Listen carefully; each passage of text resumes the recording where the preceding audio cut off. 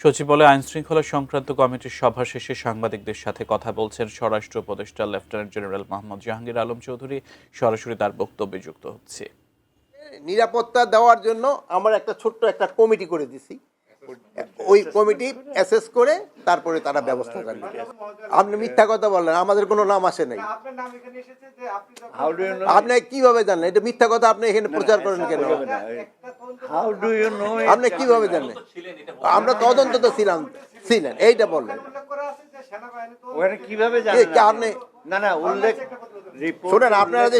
শোনেন, আপনারা যেটা পড়েন একটু ডিটেল পড়েন, না পড়ে প্রশ্ন করেন না। আর এটা এখন পর্যন্ত কিন্তু আমাকে পাবলিশড হয় নাই। আমি ওই আজকে এটার ব্যাপারে আলাপ করেন।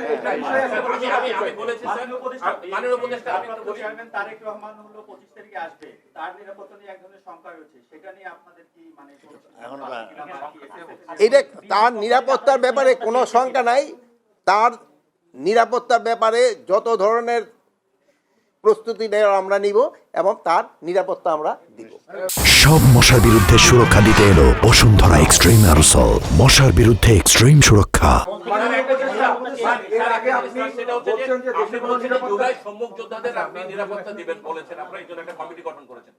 যারা নির্বাচনে প্রতিদ্বন্দ্বিতা করবে তাদের নিরাপত্তার বিষয়ে আপনারা জুলাই যোদ্ধা ছাড়াও যারা নির্বাচনে প্রতিদ্বন্দ্বিতা করবে তাদের নিরাপত্তার ব্যাপারে আপনারা কি তাদের ক্ষেত্রেও আমরা ব্যবস্থা নিব এবং তাদের ক্ষেত্রে আপনাকে সামনেও বললাম, তারা নিজেদেরও যদি হাতিয়ার তারা লাইসেন্স নিতে চায় আমরা ওই লাইসেন্সটা দিয়ে দেবো।